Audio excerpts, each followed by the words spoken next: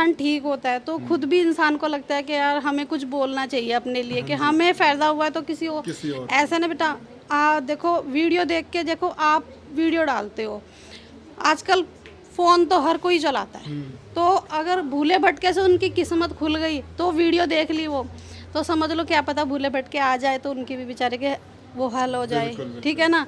तो इसीलिए हम यही सोचते हैं, मैं तो कहती हूँ भगवान कि आप जो भी है, जो इस बीमारी से परेशान है उसको पता होता है, उसके मन को पता होता है वो कितना परेशान है। Hello everyone, welcome to our channel.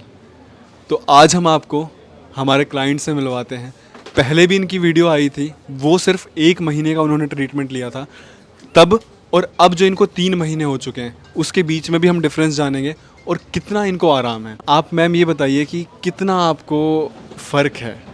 फ़र्क तो बेटा बहुत ज़्यादा है कि ये है कि मैं बाहर निकलने लग गई हूँ, अपने आप को भी देखने का मन करता है अब कि हाँ अच्छा लगता है कि मैं भी, शरीर जैसे बिल्कुल पका हुआ था शरीर मेरा, आपने देखा पहले वाली वीडियो में भी। तो उस टाइम मेरी हालत बहुत ज़्यादा ख़राब थी, इतनी ख़राब थी कि मेरे को मैं नहाती थी ना तो रोती थी कि मेरे को नहीं नहाना। बच्चे जब कि मैम कहते थे कि नहाना है आपने, डेली तेल लगाना है, तो वो मतलब रोना आता था मुझे। और अब मुझे, मैं सुबह सुबह उठ के नहाना, पूजा पाठ करनी, सब कुछ करना, क्यों? क्योंकि भगवान की भी उसमें वो है। और मैम ने फर्स्ट महीने में ही मैं इतनी ठीक हो गई हूँ।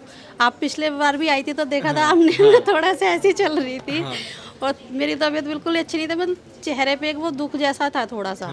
आप देख रहे हो, आप चेहरे में और पहले चेहरे में बहुत फर्क है। मैं तो मैम की ना पहले वाली जो वीडियो है उसका लिंक भी डिस्क्रिप्शन में डालूंगा और मैं कुछ फोटोज भी डालूंगा। और पहले मेरे हाथ ऐसे थे कि मैं बिल्कुल चुन्नी मुन्नी वगैरह ढक के आई लास्ट थी, टाइम की वीडियो थी तो और मैम ने पैर भी इतने बेकार थे कि चप्पल पहनने के लिए भी दर्द होता था। और अब मेरे पैर हाथ सब इतने अच्छे हैं कि खुद देखने को अपने आप को मन करता है कि हम अपने आप को देखें, कि मेरा दिल करता है कि यार शीशे में देखें। ये चेहरा पूरा ख़राब हो गया था, यहाँ हल्की हल्की झाइयाँ आने लगी थी, वो भी ठीक हो गई अच्छा। सारी, वो सारी ठीक हो रही है धीरे धीरे। और झाइयों की अलग से दवाई ली थी या उसी से? नहीं नहीं, उसी से सब ठीक हो रहा है। और मैं कोई, मैम ने मेरे को, मैं साबुन नहीं लगाती आज से, मुझे 3-4 साल हो गए। खैर मैं साबुन लगाती नहीं हूँ, मैम ने भी बोला कि मुझे साबुन नहीं लगाना। पर जो मैम के यहाँ से रिजल्ट मिला वो मुझे कहीं भी नहीं मिला, कहीं भी नहीं। यहाँ तक कि मैं एम्स में भी 1 महीना भर्ती होकर आई हूँ, वहाँ भी डॉक्टर पता क्या क्या बोलते थे, आप सिर्फ दवाई खाइए मैम और बिस्तर में रहिए। एक औरत के लिए बिस्तर में रहना कैसे है, अभी कोई उम्र नहीं है, कुछ नहीं है, कैसे बिस्तर में रहेगी? खाना भी बनाना है, फैमिली को भी देखना, सब चीज़ है, तो बिस्तर में रह के तो ज़िंदगी नहीं काट सकते हैं। तो इस, मैंने जब मैम के यहाँ आई तो मैम ने सिर्फ, वो बहुत से बोलते हैं डॉक्टर, इंग्लिश डॉक्टर बोलते हैं ये रिपोर्ट कराना, वो रिपोर्ट कराना, आधा मरीज़ तो वैसे ही बना देते हैं, 10 तरीके के रिपोर्ट, ये करवाना वो करवाना। किसी इंसान के पास पैसा है नहीं है, सबकी अपनी अपनी परेशानी है, कोई नहीं कर सकता इतने महंगे महंगे टेस्ट, कोई करवा सकता है। मैं अपनी फ़ाइल भी लेके आई थी, पूरी एम्स की इतनी मोटी फ़ाइल है मेरी, वो मैं लेके आई। तो मैंने मैम को, मैम कह रहे नहीं ये रखो आप अपने पास, बस मैंने आपको देख लिया ना, बस अब इलाज शुरू है।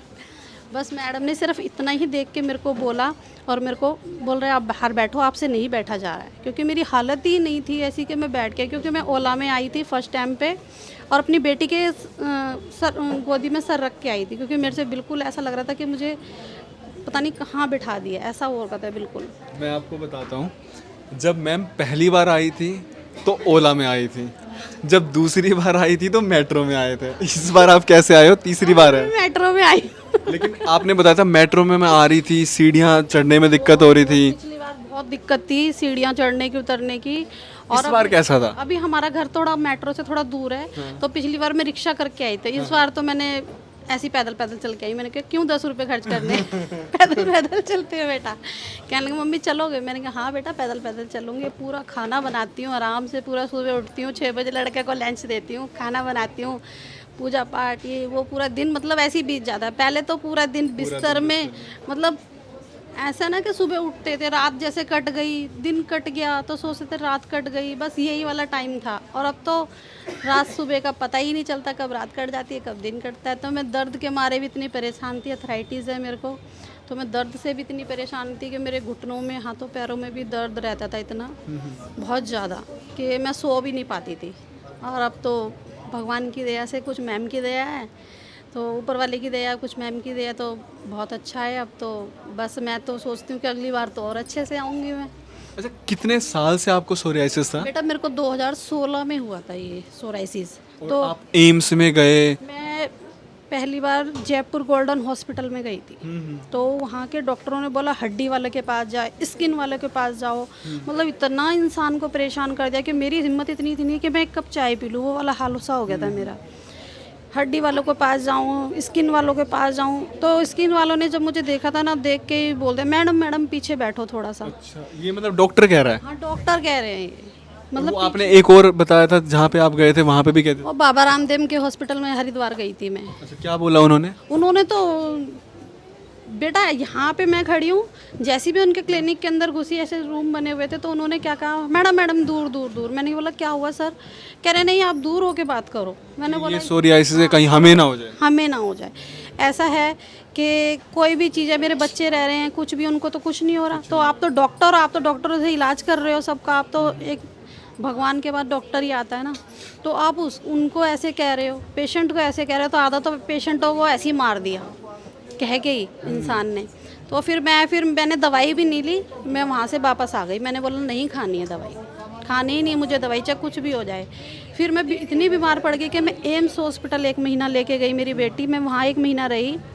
तो वहाँ के डॉक्टर इतने बड़े बड़े डॉक्टर आ रहे थे, 70-80 साल के लगती थी उनकी। तो वो उन्होंने कहते थे कि ना पेशेंट है, ठीक नहीं होगा, आप इसको जल्दी जल्दी मतलब वो करो। मैं 1 महीना पड़ी रही। तो एक डॉक्टर ने, तो 70-80 साल के डॉक्टर थे, वो कहने लगे कि ना आप इस पेशेंट की छुट्टी क्यों नहीं कर रहे हो, इनको जाने क्यों नहीं दे रहे हो। तो डॉक्टर एक 18 होगी तो 25-26 साल की लड़की थी, तो वो कहने लगी कि डॉक्टर ही थी वो भी, तो वो कहने लगी कि अभी इनका इलाज चल रहा है, अभी इनके टेस्ट वगैरह होने हैं। तो कह रहे कितने टेस्ट करोगे? मतलब इंसान को पागल समझते हैं कि इंग्लिश में बात करोगे तो किसी को समझ नहीं आएगा क्या? अगर नहीं इंसान, चलो इंग्लिश समझता, थोड़ा बहुत तो इंसान समझ ही जाता है ना। तो इंग्लिश में बात कर रहे हैं कि इनको क्या यहीं बिठा के रखोगे, 1 महीने से यहीं रहे हैं, इनको भेजो घर पे, हो गया इनका जो होना था। तो अच्छी थी डॉक्टर दूसरी वाली, तो वो कहने लगी कि नहीं सर अभी इनके टेस्ट वगैरह कर रहे हैं। तो नहीं, उन्होंने 1 महीने बाद, तो 1 महीना भी नहीं, उससे पहले ही मेरे को बोलने लगे कि मैडम आप ठीक नहीं हो पाओगे, बस ज़िंदगी भर दवाइयाँ खाते रहो, यही आपका इलाज। मैंने कहा ऐसे कैसे मैम, कि मतलब पूरी बॉडी पक चुकी थी मेरी। तो कहने लगे कि नहीं मैम इसका कोई इलाज नहीं है, सिर्फ आप दवाइयाँ खाओ और बस ठीक रहो। दवाइयाँ भी उन्होंने इतनी हार्ड दी थी ना कि मैं पूरा दिन बिस्तर में रहती थी। मेरे को ना भूख लगे ना कुछ लगे, बस पूरा दिन लेटे रहना, ऐसा हो गया था बिल्कुल कि अब ख़त्म है ज़िंदगी। ये हो गया था कि मेरे को खुद से लग रहा था कि इससे आगे कोई ज़िंदगी है ही नहीं, ख़त्म है पूरी ज़िंदगी। मैं आपको बताता हूँ, जब ये लास्ट टाइम आए थे मैम, तो इन्होंने बताया था कि मुझे इतना बुरा लगता है ना कि मैं खाना नहीं बना पाती, बच्चे मुझे ला के बिस्तर पे खाना दे रहे हैं। और मैं ये बता रहा हूँ कि मैम जो बैठे हैं ना यहाँ पे, ये जीती जागती मिसाल है हिम्मत ना हारने का। इन्होंने उम्मीद नहीं छोड़ी। इंसान क्या होता है ना कि मैं अब नहीं करवा रहा, नहीं होगा, इन्होंने उम्मीद रखी और भरोसा रखा। ये जब आए थे ना, तो मतलब इन्हें चल नहीं पाते थे, पर इनको ये उम्मीद थी, ये भरोसा था कि मैं यहाँ ठीक हो सकती हूँ। और आज मैम आपके सामने है, बिल्कुल फिट एंड फाइन। बिल्कुल फिट और फाइन है, और बिल्कुल अच्छे से मैं आप मतलब ये ना, ऐसा देखो आस पड़ोस वाले या कुछ तो कोई द्वारा क्या करेगा कि खुद भी अपने आप को अच्छा नहीं लगता अपना शरीर देख के। और आजकल इतना वो हो चुका है ना कि आपके पास कोई बैठने के लिए भी घबराता है जब ऐसी चीज़ें हो जाती है कि हमें कुछ हो जाए ना। एक सवाल मैं आपसे पूछूं कि पड़ोसी क्या बोलते थे?